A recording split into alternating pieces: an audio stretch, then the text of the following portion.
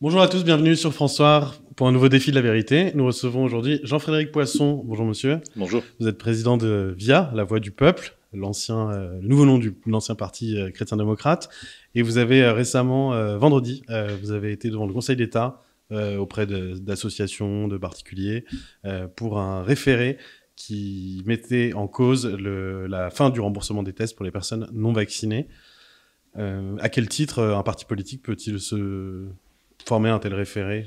Tous les partis politiques devraient le faire, puisque dans la Constitution, il est écrit que d'abord le rôle des partis politiques, c'est de concourir à l'expression de l'opinion publique. Or, il est difficile de nier qu'une partie de l'opinion publique a plus que des doutes sur la stratégie sanitaire du gouvernement. Et par ailleurs, il me paraît normal qu'un parti politique défende les libertés de nos concitoyens. Donc c'est à ce double titre que nous sommes allés pour la 5e ou 6e fois, je crois, devant cette instance pour essayer de défendre les libertés des Français. Non sans peine, souvent, mais en tout cas, notre constance et notre volonté d'agir marquent aussi une opposition formelle à tout ce qui est en train de se produire sur le plan sanitaire et qui doit être contesté. Encore une fois, je regrette infiniment que nous soyons, depuis l'origine, le seul parti politique à avoir jamais engagé de procédure contre les lois qui accompagnent, on va dire, la crise sanitaire depuis maintenant 2 ans.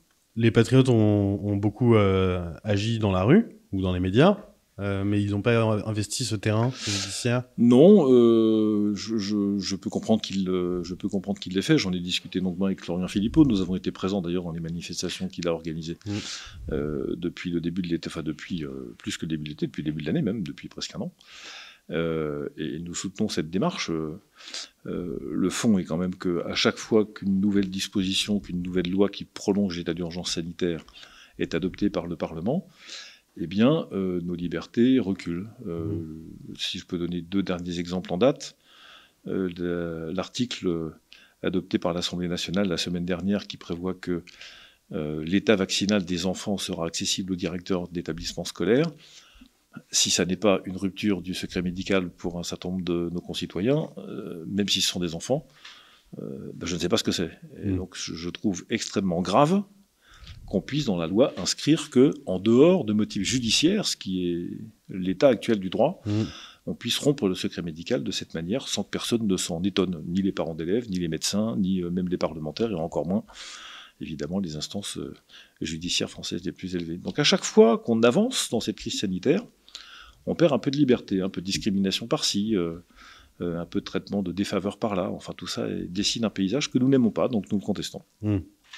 Alors, nous sommes mardi, l'audience était vendredi. Normalement, vous devriez avoir les résultats dans les prochains jours. On a reçu Diane Prota vendredi pour un débriefing qui nous laissait entendre que l'audience avait été assez tendue, notamment en raison de certains propos du représentant du ministère de la Santé, du directeur des affaires juridiques, M. Touboul.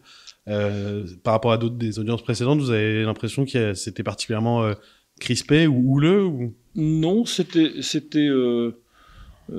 on sentait chez cet homme une forme d'arrogance que je n'avais pas vue en croisant les précédents représentants du gouvernement qui étaient également dans les autres audiences. On entend des choses qui sont surréalistes, par exemple, où est le problème de ne pas se faire rembourser un test lorsqu'on peut demander à son employeur de le prendre en charge, par exemple. Je ne sais pas quel employeur accepterait de... Bon. Quel problème y a-t-il si vous vous faites suspendre de votre emploi dans la mesure où vous pouvez traverser la rue et en trouver un autre rapidement, parce que les circonstances économiques, paraît-il, rendent très aisé le fait de trouver un emploi quand on perd le sien. C'est ce que nous a dit en tout cas le représentant du gouvernement. Donc vous voyez. Il a repris l'expression de traverser la rue de Emmanuel Macron. Alors non, c'est moi qui traduis, mais enfin ça voulait dire ça. C'est facile d'en trouver un. Je crois que la phrase verbatim devait être « c'est facile de trouver un emploi dans les circonstances économiques que nous connaissons ».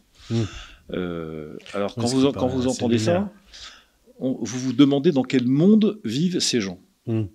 Est-ce qu'ils étaient sur Sirius depuis 4 ans? D'où viennent-ils? Qu'est-ce qu'ils font toute la journée? Qu'est-ce qu'ils regardent? Est-ce qu'ils parlent à des personnes? Je ne sais pas.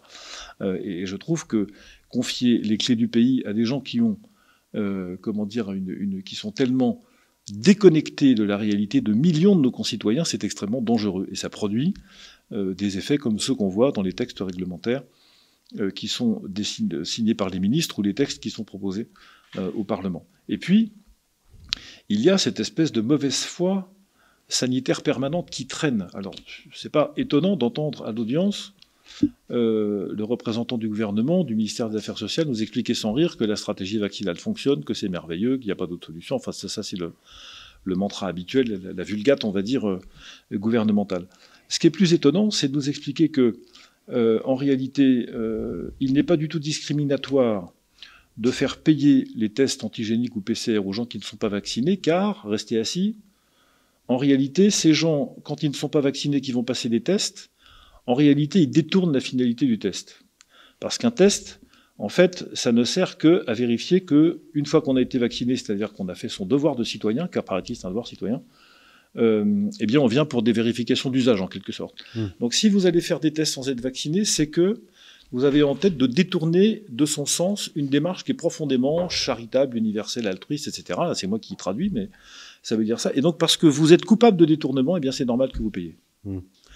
Et alors, là encore, quand j'ai entendu ça, je me suis dit, mais quel est ce pays, ou ce gouvernement plutôt, cet État, qui en est à vouloir inspecter le fond des consciences, et je suis poli, de ses concitoyens. De quel droit est-ce qu'un type pareil, et je suis vulgaire à dessein, peut procéder à de tels procès d'intention sur ses concitoyens? Qu'est-ce que c'est que ce truc?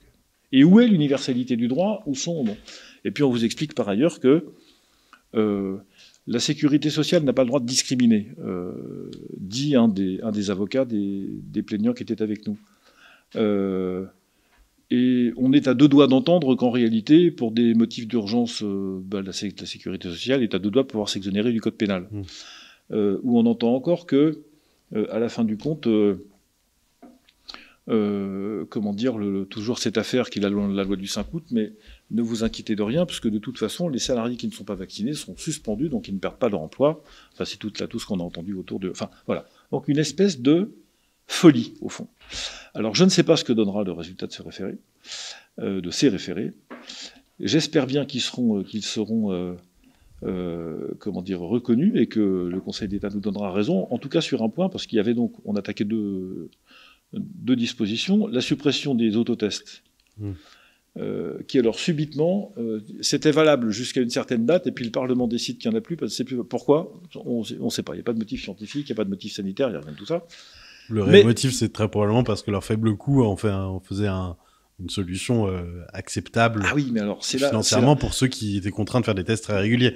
Les tests dits de confort. Bah oui, c'est ça. Ce qui est une expression assez... Justement, on nous explique, et là encore sans rire, hein, on fait prendre conscience au président de séance, en tout cas il a donné l'impression que l'information était nouvelle pour lui, c'est d'ailleurs moi qui ai soulevé le moyen. Je lui dis c'est très curieux, parce que c'est très discriminatoire, parce que c'est moins cher un autotest. Ça coûte 2 fois moins cher, 12,50 € plutôt que 25.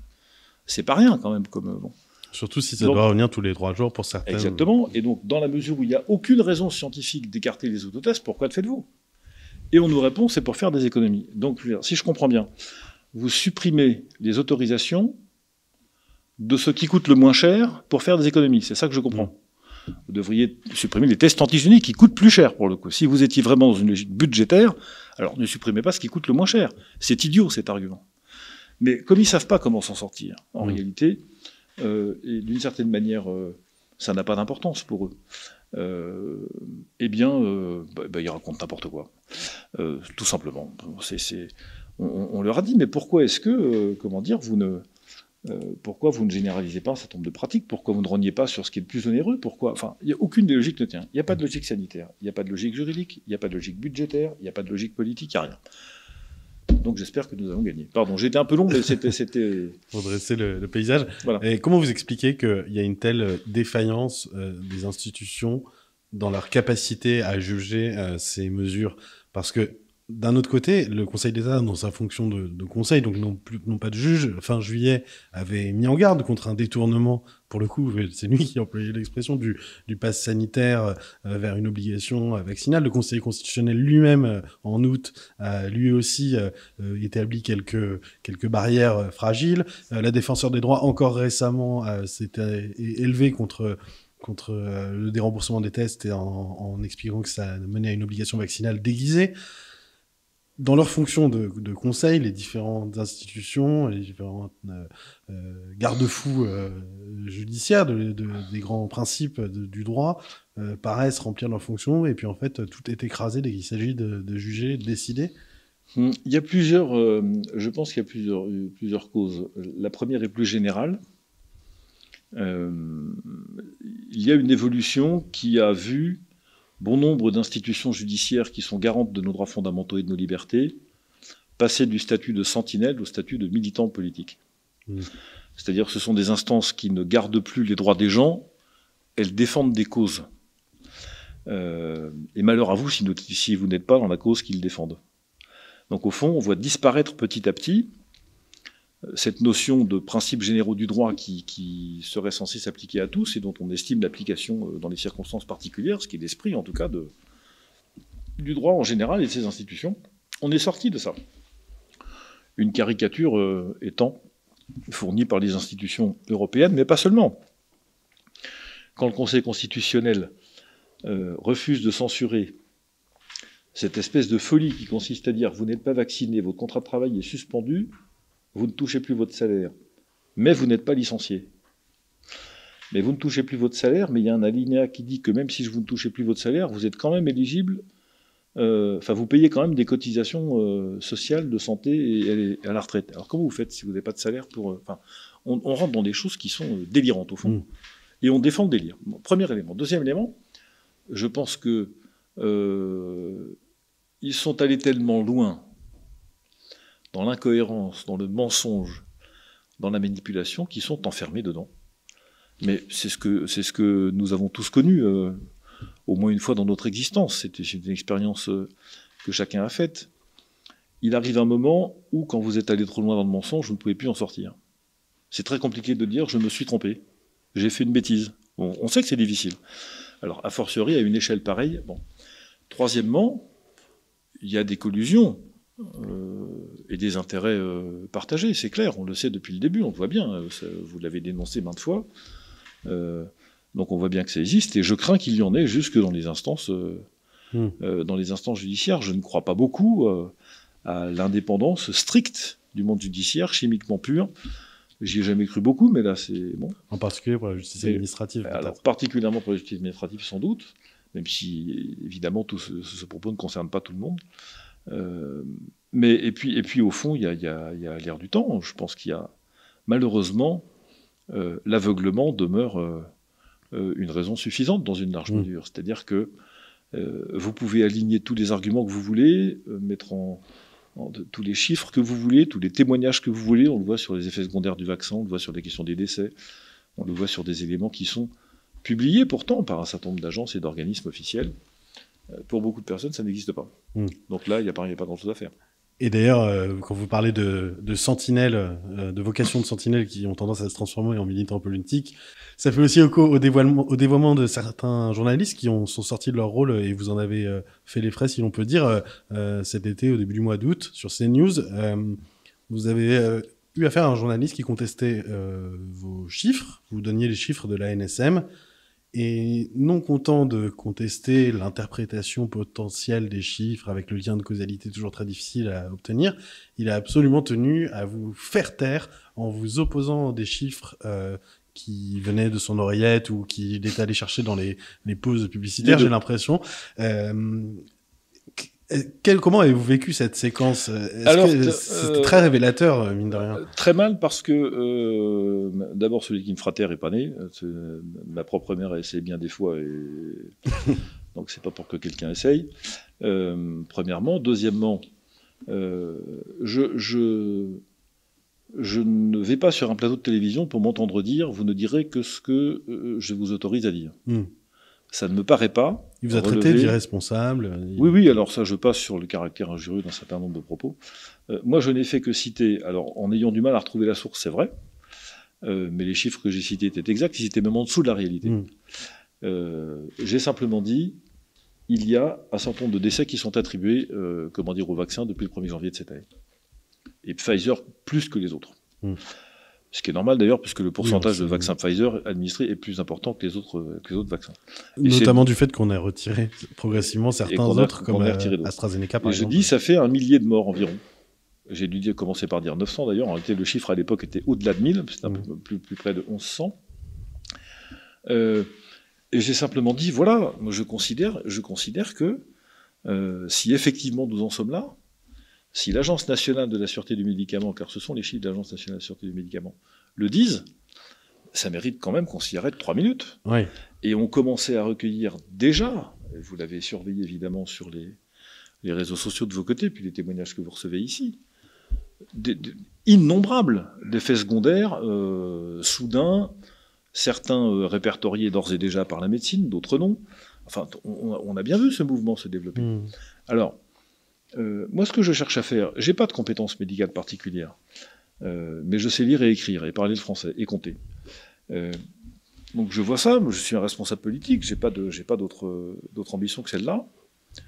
Et en fonction des données dont je dispose, moi, je me dis, mais comment ? Il y a 1000 morts, ils sont au moins suspects. Au moins suspects. C'est-à-dire, si l'ANSM recense 1000 cas, dont j'apprends par la suite, parce que quand vous regardez la pharmacologie, on vous dit il faut que ce soit des cas qui surviennent dans une période qui est postérieure à 3 jours et inférieure à 30 jours. C'est-à-dire, c'est grosso modo dans le mois qui suit. La NSM les relève et elle considère qu'ils sont potentiellement, ces décès, attachés à l'administration du vaccin. Bien. Il y en a 1000. C'est beaucoup, 1000. Et on a arrêté la mise en circulation d'un certain nombre de médications pour beaucoup moins que ça. Et là, on n'arrête pas. Mais sur ce plateau de télévision, vous n'étiez pas allé, il me semble, aussi loin dans la nuance possible d'interprétation, que tout le monde, que ces décès soient suspects du fait qu'ils soient signalés, tout le monde s'accordera à le dire. Après, c'est dans l'interprétation de la causalité qui est toujours délicate à établir et sur lesquelles Olivier Véran, comme il l'a fait récemment par exemple devant l'Assemblée, joue en disant qu'il n'y a pas à ce stade de décès avéré imputable à la vaccination. Je pense qu'au fond, la réalité c'est que personne n'en sait rien. Parce qu'on manque tellement de recul sur ces produits, ce qui est d'ailleurs, c'est normal qu'on n'ait pas de recul. Et je n'en veux pas aux médecins ou aux scientifiques de ne pas avoir de recul. Je leur en veux de dire qu'en fait, il n'y en a pas besoin. C'est ça qu'ils nous disent. Quand ils nous disent, vous comprenez, on sait qu'il n'y aura pas d'effet secondaire, il n'y a pas d'effet secondaire au-delà de 3 mois, mais on n'en sait rien. Je ne sais pas. Moi, j'accepte qu'ils ne sachent pas, ça me gêne pas. Ou alors ils disent... D'autant que c'est une moyenne, mais que pour le vaccin H1N1, par exemple, il y a eu des effets secondaires de narcolepsie qui se sont déclarés bien au-delà de... Bien au-delà et qui durent. Voilà. Qui durent encore aujourd'hui. Il y a 200 personnes, 300 l'État a reconnu à indemniser les personnes concernées. Donc en fait, on n'en sait rien. Et après, on vous dit, ah ben oui, mais... quand on leur dit, mais il faut du temps pour estimer tout ça, parce que ce que vous venez de dire, quand on ne maîtrise pas, on ne sait pas ce qui va se passer, donc il faut du temps. Et alors, ils nous disent, mais c'est pas la peine de prendre du temps, parce que de toute façon, il y a des centaines de millions de personnes qui ont déjà été vaccinées, et ça se passe bien. Alors, on leur dit 2 choses. La première, non, ça ne se passe pas bien. Non, ça ne se passe pas bien, pas partout en tout cas. Ça se passe pas bien pour une minorité non négligeable, mais ça se passe quand même, heureusement... Oui, donc ça ne se passe pas bien. Oui. Il y a encore une fois des proportions que nous avons d'effets secondaires, des témoignages. On aurait arrêté depuis longtemps, d'autres formes de médication, si jamais, ça s'était produit. Et on vous dit au fond, monsieur, vous êtes en train d'acheter une voiture. Alors, on sait si elle marche bien seulement au bout de 100 000 km, mais comme il y a 20 000 personnes qu'on a acheté une, ils ont fait 10 km chacun avec, on sait que tout va bien, donc vous pouvez l'acheter, elle marche. Non, ce raisonnement ne tient pas. Cette espèce d'imprudence, m'a fait effectivement considérer que, écoutez, puisque vous n'en savez rien, eh bien, allons-y. Moi, je vous dis, ces gens sont morts après l'administration du vaccin. Maintenant, vous allez me prouver le contraire. La charge de la preuve ne me revient pas. Moi, j'ai pas vocation, à exercer des responsabilités médicales. Je ne les ai pas briguées. Je n'ai pas les compétences pour ça. Mais quand on me raconte des bobards, je dis aux gens, très bien, vous allez vous prouver ce que vous avancez. C'est pas à moi de le faire. Oui, mais en tant que politique, on l'a vu ces derniers mois, les responsabilités médicales tendent à devenir politiques et inversement. Ah, mais ça, c'est la faute des politiques, mon cher. Moi, je ne suis pas pour que la science et la médecine gouvernent le pays. Ça n'est pas ma conception. Et d'ailleurs, l'actualité politique, économique, sociale ne se résume pas à l'actualité, ne se réduit pas à l'actualité sanitaire, même si elle prend beaucoup de place. Récemment, le gouvernement, quand vous étiez venu sur ce plateau, vous aviez, il y a quelques mois, vous aviez exprimé votre sympathie auprès du mouvement des Gilets jaunes, qui a été, on peut le dire, étouffé par le Covid, entre autres. Oui. Tout en revendiquant le fait que ce n'était pas votre rôle nécessairement d'aller sur les ronds-points en personne, mais que voilà, à votre place de responsable politique, ils avaient exprimé le fait qu'ils ne le souhaitaient pas. Oui, exactement. Que vous respectiez ce souhait de leur part. Aujourd'hui, le coût de la vie explose, même si c'est toujours pareil, il y a des débats sur la nature exacte, mais enfin les gens voient bien que le coût de l'énergie, de l'essence et d'autres factures grimpent. Et puis pour essayer de tuer dans l'œuf un potentiel résurgence des Gilets jaunes qui commence à se manifester, le gouvernement a accordé une aumône, un chèque de 100 €. Ça vous paraît révoltant qu'on fonctionne comme ça ? Ah oui, révoltant, c'est le mot juste. Les Français n'ont pas besoin qu'on leur fasse l'aumône ou qu'on fasse la quête pour eux. Ils ont besoin de pouvoir vivre dignement de leur travail. Alors, malheureusement pour nous tous, 100 € représente pour beaucoup de familles une vraie souplesse. Il y a énormément de familles qui sont à quelques dizaines d'euros près, et même qui ne s'en sortent pas tous les mois et qui creusent leur découvert parce que leurs charges sont trop lourdes. Donc ça va représenter certainement, une aide non négligeable pour beaucoup de foyers en France. Ce qui en dit long sur l'état d'appauvrissement général de notre société qui devrait nous inquiéter au-delà. Deuxièmement, la vraie et la seule décision possible à prendre pour le gouvernement sur cette affaire, c'est d'ailleurs un mouvement général qui aurait dû s'amorcer depuis le début du quinquennat, dont on n'a jamais vu le jour, et là pour le coup j'aurais été d'accord avec l'exécutif, c'est la baisse du train de vie de l'État, c'est-à-dire baisser les taxes pour tout le monde. Alors c'est toujours le même argument, ah mais oui, mais si on baisse les taxes, tout le monde va profiter de cette baisse. Et alors où est le problème ? Vous vous dites, tant mieux. Non mais on ne vit pas pour payer des taxes quand même. C'est pas un objectif dans la vie. En tout cas pas pour moi et pour beaucoup de nos compatriotes sans doute que non, sans doute non plus. Donc la seule vraie décision qui consiste à faire baisser durablement le prix du carburant, car l'enjeu n'est pas d'amortir la hausse. C'est toujours pareil. Tout augmente. On amortit la hausse en donnant de quoi payer les choses qui augmentent, ce qui est une logique quand même un peu délirante. Sachant que l'État récupérera un bout de la TVA, évidemment, et les impôts, etc. Donc tout ça va bien. Enfin, c'est vraiment une mécanique d'emprisonnement. Encore, en fait, c'est une mécanique d'emprisonnement. C'est pour ça que c'est insupportable. Non, baisser les impôts, mais baisser les impôts, ça veut dire effectivement être capable d'avoir une vision d'un peu plus long terme et puis d'accepter cette idée que le carburant est trop cher. Point. Il est trop cher. Pourquoi ? Pas parce qu'on en consomme trop, mais parce que la part que prend l'État sur un litre d'essence est insupportable. Et ça rejoint une autre thématique qui est quand même là aussi développée de manière un peu étonnante ces derniers temps. Vous avez entendu l'argument du gouvernement qui dit « mais si le pouvoir c'est le Premier ministre l'autre jour », une des rares phrases que j'ai comprises de son intervention, parce que le reste, j'avoue avoir du mal, j'ai pas le dictionnaire, moi, Castex français toujours, donc j'ai du mal à comprendre. Il dit « je vous garantis que le pouvoir d'achat des Français aura augmenté à fin 2021 ». Est-ce que le Premier ministre est allé acheter il n'y a pas longtemps une baguette de pain, 1 kilo de tomates, je ne parle même pas des litres d'essence, payer un péage d'autoroute, un ticket de métro, un billet de train? Est-ce qu'il a fait cet exercice? Est-ce qu'il se rend compte que tous les prix augmentent partout? Partout.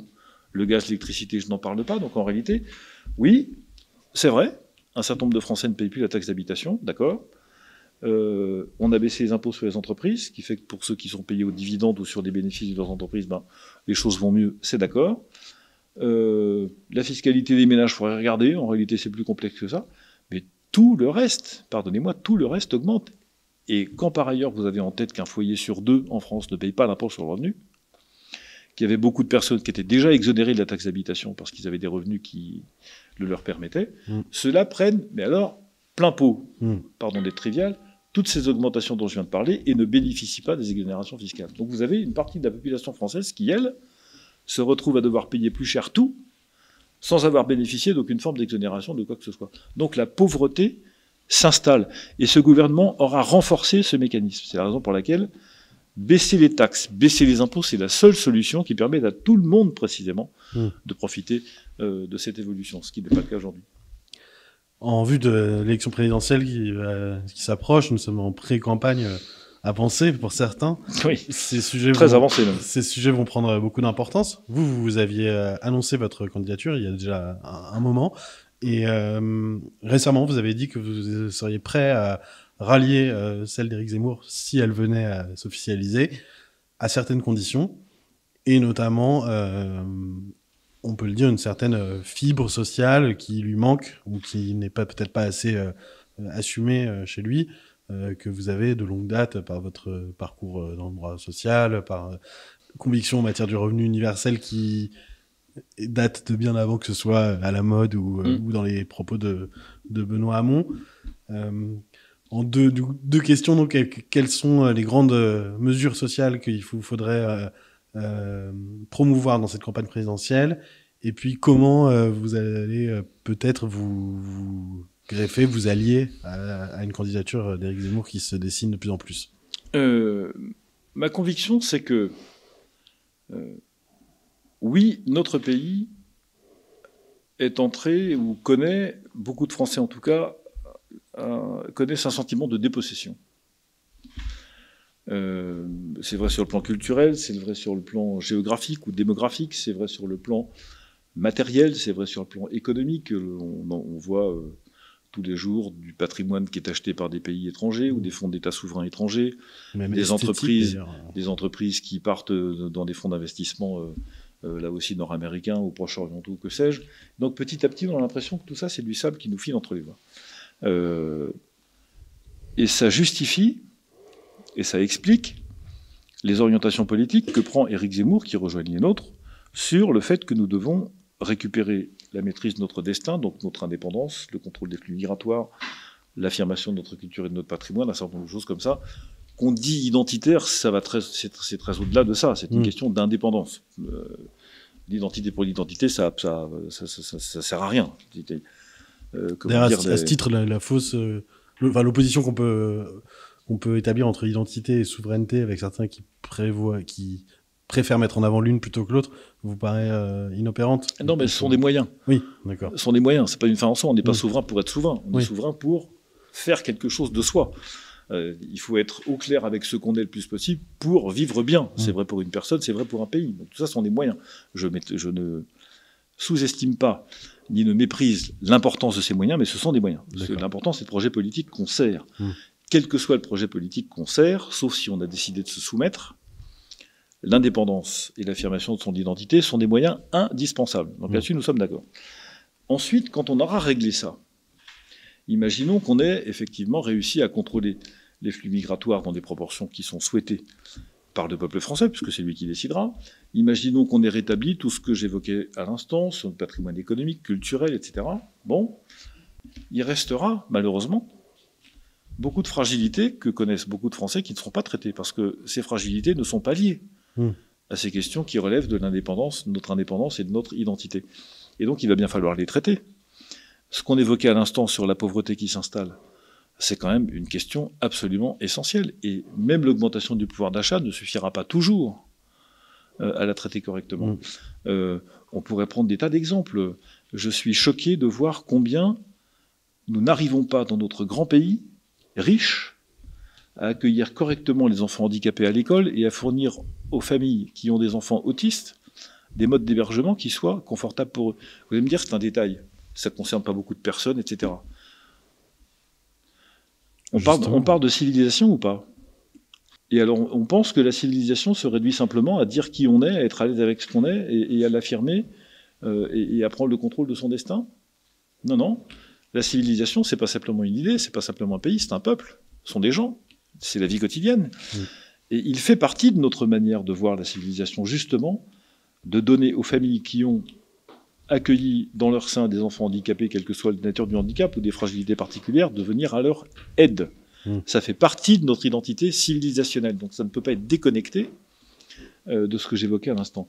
Et puis, J'ai publié il y a un an un livre qui s'appelle La Voix du peuple. C'est un projet de réforme institutionnelle dont j'étais venu d'ailleurs parler pour une partie ici. J'ai relu à cette occasion l'intégralité des discours que le général de Gaulle a prononcés entre 1944 et 1969, le moment où il a quitté l'Élysée. L'énergie qu'il a déployée a essayé de faire comprendre à une grande partie de la droite française, qui n'a d'ailleurs pas compris, qui n'a du reste toujours pas compris, que la participation est indissociable de sa vision d'indépendance de la France. C'est les deux. C'est pas l'indépendance d'un côté et le reste n'a pas d'importance. Non. La vraie indépendance de la France, elle existe. La vraie maîtrise de son destin, elle existe quand les citoyens prennent une part active à l'élaboration du bien commun, quand ils prennent une part active et qu'ils bénéficient de manière active des richesses qui sont créées par leurs entreprises, et donc quand ils participent, et comme citoyens et comme salariés, à l'élaboration de la prospérité du pays. Ça, c'est un projet politique. Et je pense que, alors c'est ce que Michel Onfray, qui est du même avis que moi sur ce sujet, comme d'ailleurs sur beaucoup d'autres questions, pas toutes, mais beaucoup d'autres, disait ça l'autre jour, je crois, il disait qu'Éric Zemmour devait se familiariser un peu plus avec sa jambe gauche ou avec son bras gauche. Moi, je ne crois pas que ça soit des terrains nouveaux pour lui.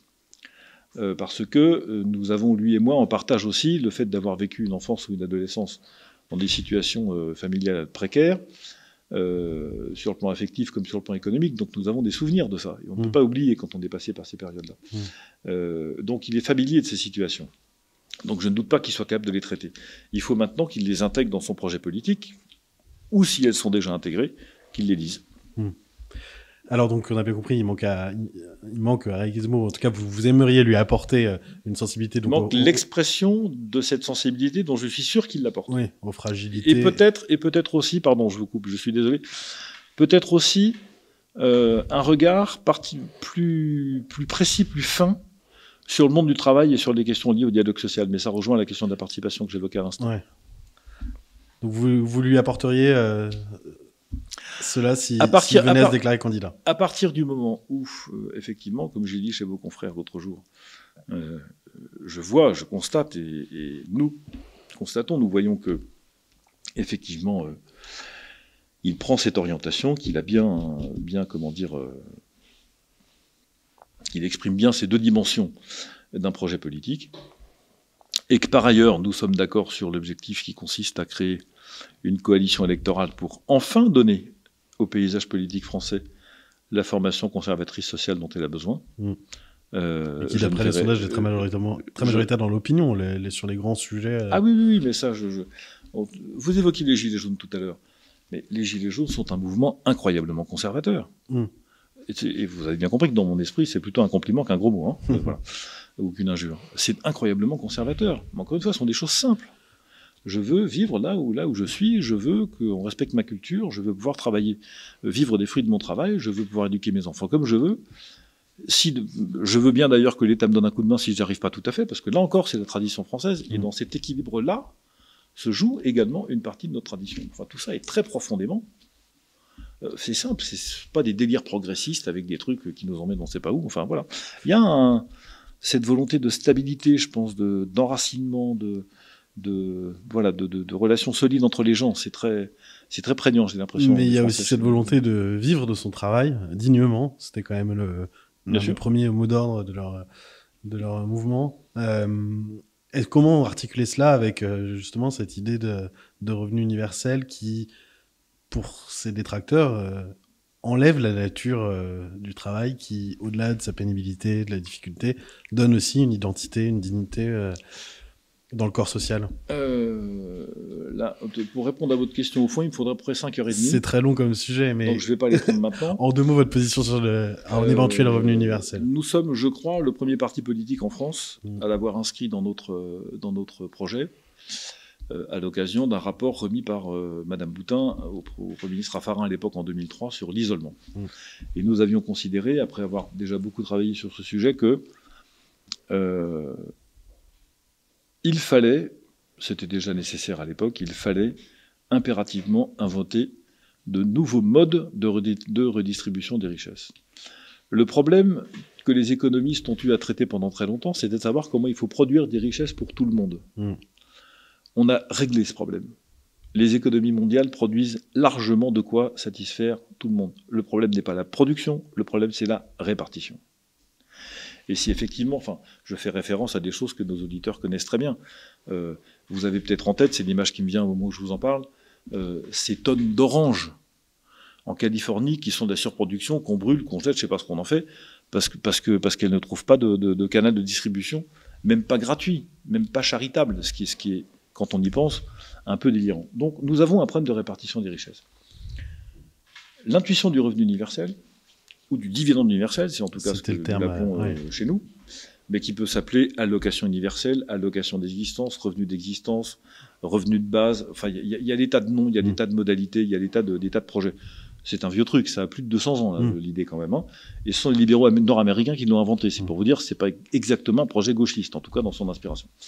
C'est cette idée que la meilleure manière de responsabiliser les gens, en tout cas c'est la façon dont nous le voyons nous, la meilleure manière de responsabiliser les gens, c'est de leur donner, tous les mois, suffisamment d'argent pour qu'ils puissent faire face à leurs différentes obligations et à leurs différentes responsabilités. Autrement dit, plutôt que de le faire indirectement, une fois de temps en temps, à la fin, quand ils sont à la retraite, etc., bah, leur donner de quoi, justement, s'autonomiser. Et alors, on parle de quelques centaines d'euros par mois et par personne. C'est grosso modo ce que aujourd'hui la richesse française redistribue quand vous prenez tout. L'assurance maladie, les retraites, le chômage, etc. Voilà. Ça a vocation évidemment à remplacer une très grosse part du système allocataire. C'est certainement une des meilleures manières de sauver la tête des allocations familiales qui sont dans le collimateur à chaque fois qu'on a une difficulté budgétaire. Et malheureusement, comment dire, la tendance est quand même plutôt bon. Ce qui est dramatique, c'est que à l'occasion des débats sur l'immigration, on commence à dire, bah, puisque les immigrés ont davantage d'enfants que les Français, au bout d'un certain nombre d'enfants, on va raboter les allocations familiales, enfin, ça, pour le coup, vous opposerez de force à ce type d'aberration.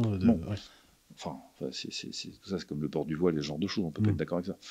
Il y a bien d'autres façons de dire qu'on peut donner une priorité à ceux qui sont des natifs et qui, parce qu'ils sont natifs et qui sont héritiers des traditions qui sont les nôtres, participent davantage que les autres aux décisions nationales et qu'ils en retirent davantage de rétribution. Ça n'est pas choquant.